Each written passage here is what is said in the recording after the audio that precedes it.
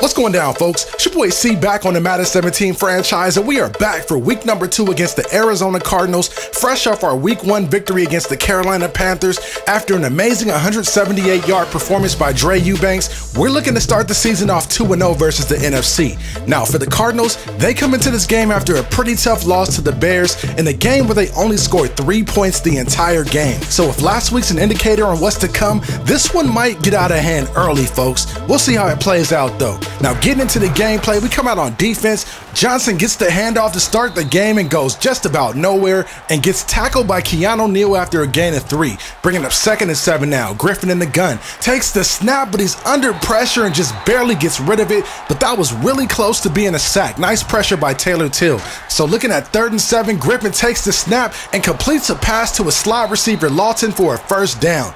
So the completion there moves him up to the 38-yard line for a 1st and 10. Griffin takes the snap, goes with the play action, tries to scramble, but he's under pressure by Keon Fontenot to get sacked on the play.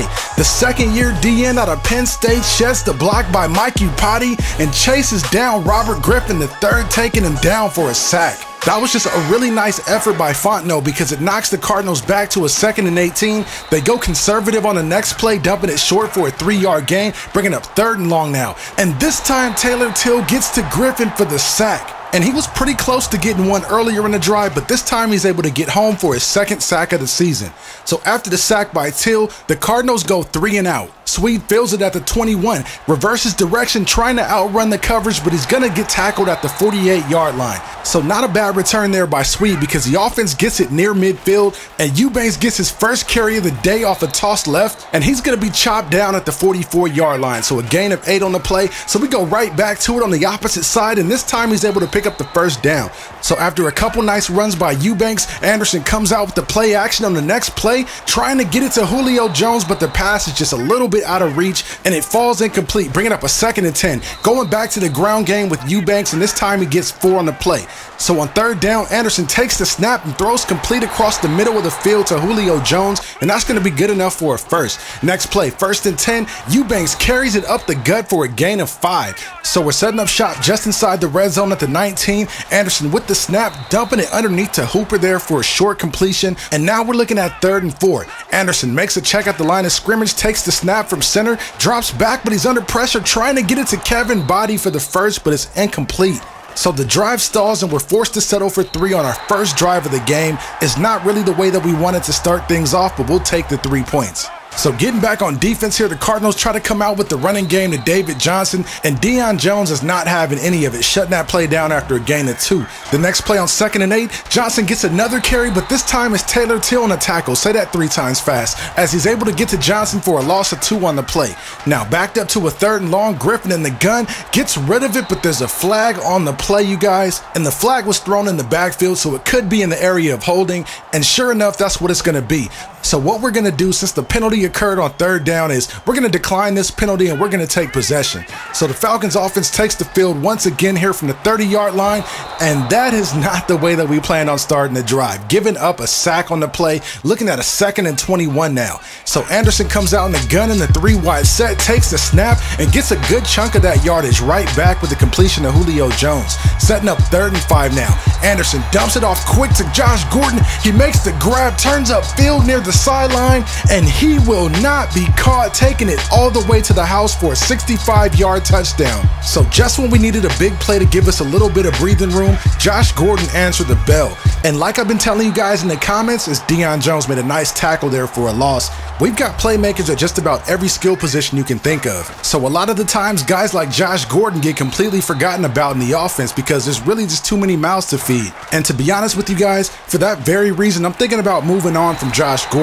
And here's why. Check this out. I've got Frederick Pointer, a guy that I picked off of somebody's practice squad. He's a 73 overall. He's got 95 speed, 78 route running, 83 catch, 90 acceleration. And I've had him as my 5th wide receiver on the depth chart behind Braxton Miller since last season. So I think it's just a matter of time before Frederick gets his shot. What do you guys think about that? Should we move on from Josh Gordon, or do we just keep him on the bench and play Frederick? I don't know. What do you guys think about that? So now that it's been just about a minute since I did any type of game commentary, I should probably get back to that, as Anderson tries to hit KB on the crossing route, but he can't make the grab there. So that's going to bring up a 3rd and short, 3rd and 2 to be exact. Anderson then comes out under center, takes the snap, 7-step drop, trying to make a big play to the end zone, but the pass is incomplete, and I'm not really too sure about that decision right there. That was a questionable call. Especially against the cover 2 defense, that ball should have never been thrown. So after the incompletion, we're forced to settle for 3 on that drive. I'm a little disappointed in making a poor read on that throw, but we'll still take the 3 points. The defense has been playing great, so there's really not too much to be concerned about at this point, but we're really going to need to be able to execute a little bit better going forward. So the defense takes the field once again, and the Cardinals go back to the ground game and only picks up 2 on the play, bringing up 2nd and 8 now. Griffin going play action, taking a shot downfield, but the pass is off target, incomplete to Floyd. So the Cardinals offense is going to be facing a 3rd and 8 now. Griffin back in the gun, waiting for a receiver to get open, but he's under pressure by Vic Beasley, gets sacked and fumbles. The ball is recovered by Devondre Campbell, and the Falcons are going to take over in the red zone. Look at Vic Beasley chasing down RG3 and delivering a blow to jar the ball loose. Devondre Campbell is right there to dive on it.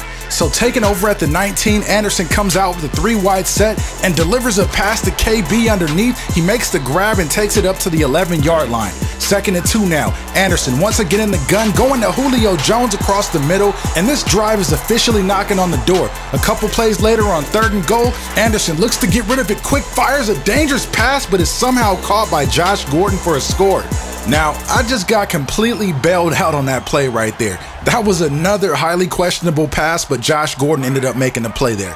Now, moving ahead a bit into the Cardinals' next drive, RG3 comes out under center, goes the play action fake to Johnson, has time in the pocket. He's looking to take a deep shot, throws it up into quadruple coverage, and look at what happens.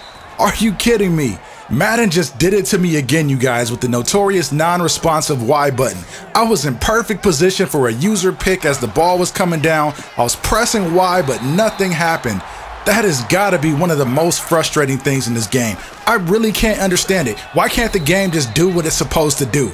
Anyways, you guys, after giving up the big play there, the Cardinals now have a chance to score. But on 3rd and 6 here, Griffin's under pressure and he throws it out of bounds. So once again, the defense makes another stand, continuing its solid performance all game long. And even continuing from last week, give or take a handful of plays, the defense has just been solid overall this season.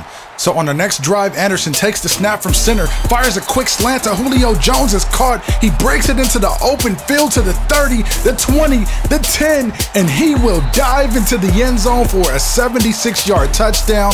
And at 30 years old at this point, Julio Jones is showing no signs of slowing down whatsoever. So picking up the next Cardinals drive from their own 37, Griffin takes the snap, spins around and dumps it off to Brown underneath. That was a really awkward looking pass, but the completion's going to go for a gain of 6. Next play on 2nd and 4 now. Griffin scrambles out of the pocket trying to pick up the first down, but barely makes it. And the decision to slide on this play, I think might have saved his life, because Damian Dixon was coming to do something terrible to RG3 on this play. Look at this, you guys. He was trying to take the man's head clean off. I really wish they would have given me my hit stick animation instead of letting RG3 slide, because that would have been a crazy highlight. So after Johnson makes the short completion here, he's going to be tackled at the 50-yard line, and that's going to bring up a 2nd and 9. RG3 comes out in the gun, play fake to Johnson. He's got a man open but can't get rid of it due to the pressure by Keon Fontenot. That was a big play-saving sack right there, because there were a couple of guys running wide open down the middle of the field. Now, after forcing the 3 and out, we take over on 1st and 10 from the 29. Eubanks gets the carry off the left side, running behind DeMarco, and gets a nice gain of about 6 or 7, bringing up 2nd and 3 now. Anderson targeting KB across the middle on the deep end, but gets blasted by the Honey Badger, and the pass falls incomplete. But these boys are out here hitting today. Check this play out. As soon as KB makes the catch and tries to turn upfield, Matthew is right there to put his shoulder pad right in the sternum, separating the ball from the receiver. And I really hate to put KB on the wrong end of a highlight like that, but that hit was just too vicious. I couldn't pass that one up, you guys. So after the incompletion on 3rd and 3, Anderson takes the snap and the gun fires to KB, and he takes another hit, but this time he holds on to the ball. Bringing up 1st and 10 from the 42, Eubanks gets the carry, trying to break it off right tackle, but it's going to be tackled at the 46. So that's going to set up a 2nd and 6 now. Anderson sends KB in motion, making a pre-snap read, trying to get the defense to show him what coverage they're in. With the play clock getting low, Anderson makes a quick check with Eubanks in the backfield, takes the snap, looking for something quick, fires down the seam to Kevin Body for a nice completion. So moving ahead a bit to 2nd and 8 on the drive, Anderson rolls out of the play action fake, targeting Kevin Body, but it's picked off by Patrick Peterson. Now, I need you guys to help me figure something out. I need you guys to tell me what you think happened on this play, because I'm seeing some cheesy step chopping by Kevin Body right there that gives Patrick Peterson enough time to chase this ball down and make the play. Now, are you guys seeing the same thing that I just saw, or did I just throw a bad ball? Somebody let me know. So moving into the 4th quarter now with the commanding lead on a 2nd and 16 situation, Anderson takes the snap and fires complete to Kevin Body, who runs right by the linebacker before being tackled out of bounds. And that's going to set us up just outside the red zone. Eubanks then gets the handoff on the next play off the right side and bullies his way ahead for a gain of 4.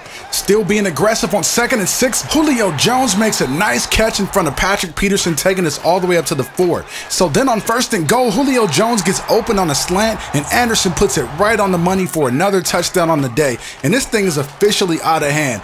The majority of Cardinals fans have already started their way toward the parking lot, and if anything, RG3 and the Cardinals are just playing for pride at this point, as we're still getting pressure up the middle, forcing the throwaway. So on the next play on 3rd and 1, Griffin hits Brown across the middle. That was a nice completion there for a 1st down. Later in the drive on 2nd and 3, Griffin dials up the screenplay to Johnson, and that's going to be enough for a 1st down and more, taking him up to the 12-yard line.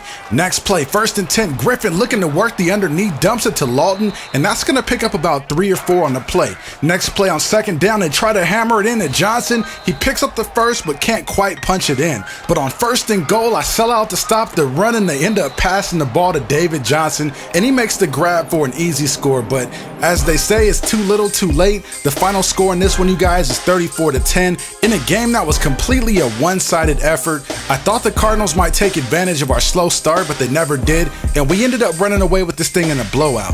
Now, taking a quick look at the stats, Zach Anderson had a pretty good game, 14 completions out of 22 attempts, 273 yards and 4 touchdowns. What am I talking about? Good game. That was a great game. He threw for 4 touchdowns. Now, moving on to the running backs, Dre Eubanks did it to me again, you guys. Just like last season, remember when I gave him the keys to the castle?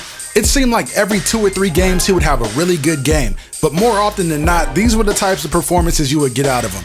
Now, there were some games that he just didn't get the workload, but in this one he clearly did. He got 21 carries. And with that many attempts for this type of production, I really can't justify him being the feature back right now. I know I could be overreacting just a bit. This is only the 2nd game of the season, but this goes back well into season 3, so expect to see a lot of Corey Sawyer in the next video, you guys. And lastly, taking a quick look at our wide receivers before we get out of here, Julio Jones and Josh Gordon both had a couple of touchdowns apiece, but I'm going to give the game ball to Julio just because he had more yardage. He finished the day with 6 catches for 134 yards. That's just getting it done.